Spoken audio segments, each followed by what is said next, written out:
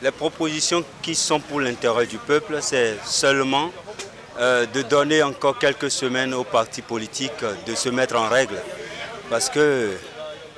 Et c'est ça qui sera pour la paix. Parce que le code électoral est bien clair, et la loi, et le système partisan, tout est propre à mon niveau. Donc mon souhait, c'est qu'on leur donne peut-être quelques 2-3 semaines de se reformer. Je ne veux pas du tout qu'on remette en cause la loi qui est déjà votée, tout ça, parce que tout est bien. Ça nous fait voir maintenant le visage de nos hommes politiciens et c'est bien. Donc, pour qu'il y ait la paix, pour que tout le monde puisse participer, j'aimerais qu'on essaye de trouver un consensus pour permettre à la Sénat de repousser un peu sa date, peut-être jusqu'au 20 mars ou 25 mars, comme ça, pour recevoir encore des dossiers. Et là, les partis, parce que le code les a donnés jusqu'au 17 mars pour se conformer. Les impressions, c'est que tout va bien, puisque nous sommes en train d'aller au consensus. Et d'ici quelques jours, je pense que tout le monde sera satisfait. Ceux qui pensent qu'ils n'étaient pas satisfaits seront satisfaits. Je veux dire à la population de rester calme. Si le Béninois connaît son histoire, il doit savoir que rien ne se passe jamais ici et qu'il y aura la paix, il y aura la tranquillité, il n'y aura pas de problème parce que nous nous aimons et ce n'est que des discours de politique, ce n'est que des discours politiques, ce n'est pas un discours de haine. Moi je pense que c'est maintenant que nous avons un président qui va vers la sagesse.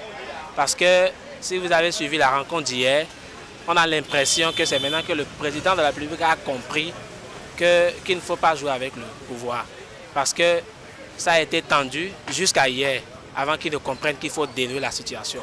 Donc du fait qu'il demande aux députés d'aller s'entendre et de revoir les lois qui empêchent tous les partis d'aller aux élections, je suis satisfait parce que c'est ce que le peuple a toujours demandé. C'est la voie, le chemin sur lequel le peuple voulait qu'il aille. C'est sur ce chemin qu'il allait maintenant. Et le chef de l'État, en tant que garant des lois de la République, en tant que garant de la stabilité politique au Bénin et en tant que garant de la Constitution, a fait appel à toute la classe politique pour qu'on discute après un constat. Le constat est quoi? Le chef de l'État s'est rendu compte que après la proclamation des listes des partis qui doivent aller à l'élection présidentielle, on n'en a connu que 2. Bien que des partis ayant obtenu le certificat de conformité autres n'ont pas pu passer par le filtrage de la Sénat. Le chef de l'État s'est dit alors, qu'est-ce qui s'est passé? Et c'est pourquoi le chef de l'État a invité la classe politique à associer le bureau de l'Assemblée nationale et a demandé à ce qu'ils repartent pour voir si effectivement il y a des dispositions de ces lois, c'est-à-dire que ce soit de la charte des partis politiques et du code électoral qui constitue un blocage ou bien qui nous a amené à cette situation. Et moi je vois 3 choses que les parlementaires peuvent statuer là-dessus. Je me rappelle que la classe les partis politiques de l'opposition ont dénoncé avec vigueur cette affaire de certificat de conformité que la Cour constitutionnelle a instituée en tant que pièce pour déposer des dossiers à la Sénat. Par rapport à ça, les parlementaires ne peuvent rien faire parce que cette disposition ne figure ni dans la charte des partis politiques ni dans le code électoral. Donc seule la Cour constitutionnelle peut revenir sur sa décision. Ou bien le président de la République dit à son ministre de l'Intérieur, écoute, si c'est le certificat de conformité qui crée tant de polémiques, même si ces partis politiques ne sont pas à jour, bien qu'ils aient entamé le processus de se conformer, délient le certificat de conformité et tous iront déposer leur dossier à l'Assemblée nationale, à la Sénat, pardon. L'autre chose, c'est quoi?